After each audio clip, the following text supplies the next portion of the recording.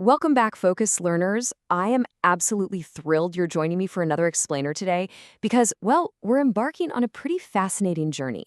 We're going to dive into a classic fable about two squirrel brothers. Now, don't let the simplicity of a squirrel story fool you, all right? As we unpack this, you're going to see that this short tale actually reveals some incredibly profound insights into human behavior, how we make decisions, and the very real consequences of our daily habits. Let's get right into it. Part 1. Two brothers, two approaches. Okay, so picture this. A grand old oak tree just nestled peacefully right at the edge of a bright sunlit meadow. This beautiful tree is home to our two main subjects. First, meet Oliver. He operates with a really quiet, cautious demeanor. Day after day, he's out there steadily gathering acorns.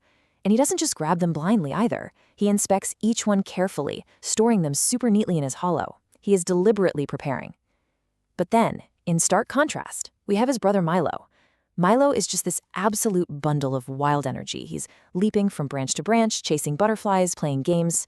It's a really fascinating contrast, right? On one hand, you have this organized, cautious preparation, and on the other, just totally energetic, playful distraction. Which brings us to part 2, the autumn warning. So autumn arrives, and the entire forest just bursts into these vibrant shades of crimson and gold. Acorns are plentiful, literally dropping from the trees like tiny raindrops. It's a season of absolute abundance. Food is everywhere, it's easily accessible, falling right out of the sky. But here's the catch. It's exactly this abundance that sets the stage for a critical choice between the two brothers.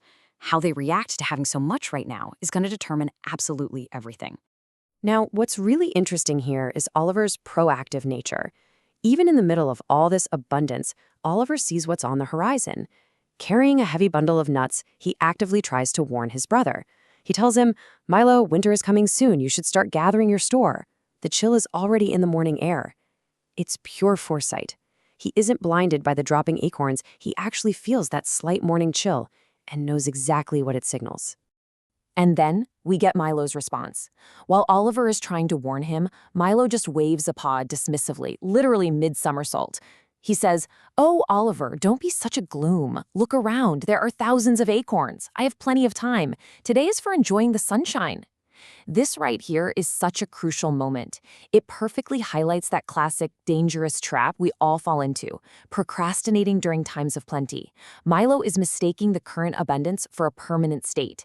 He genuinely believes he has an endless supply of time, totally favoring instant gratification over long-term security.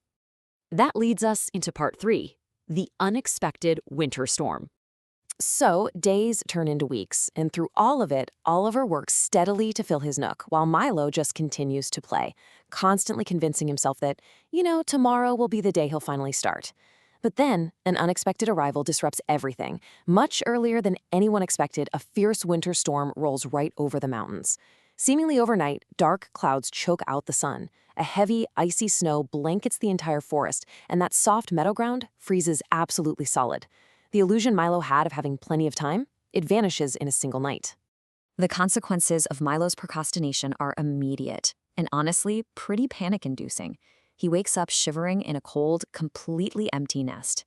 Stomach rumbling, he scrambles outside to forage, but every single branch is bare. The ground is hard as stone, and any remaining acorns are buried deep beneath a thick, impenetrable layer of ice and frost. He searches for hours, weak, freezing, but finds absolutely nothing. He is entirely out of options. Now compare Milo's freezing, desperate reality with what happens next. Dragging himself to his brother's door, Milo knocks softly. The door opens, and this warm air and the cozy scent of stored hazelnut butter drift out. It's such a stark contrast. On one side of the door, you have the freezing consequence of delay, and on the other side is the warm, tangible, life-saving reward of steady preparation. With tears literally freezing on his whiskers, Milo whispers, "Oliver, I was wrong. I thought I had all the time in the world, and now I have nothing." Man, it's such a painful admission. He finally recognizes that assuming you always have more time is a completely fatal miscalculation. Let's move to our final section, the lesson of foresight. Notice how Oliver responds here. First, he gently pulls Milo inside without a single word of scolding. Then, he wraps his brother in a warm blanket of dried moss. And finally, he generously shares a portion of the acorns he worked so incredibly hard to store. It's a really heartwarming resolution. As Milo eats and his warmth finally returns, he looks at his brother with this newfound respect. And he makes a solemn promise right then and there. When spring comes, he will never wait until the last minute ever again.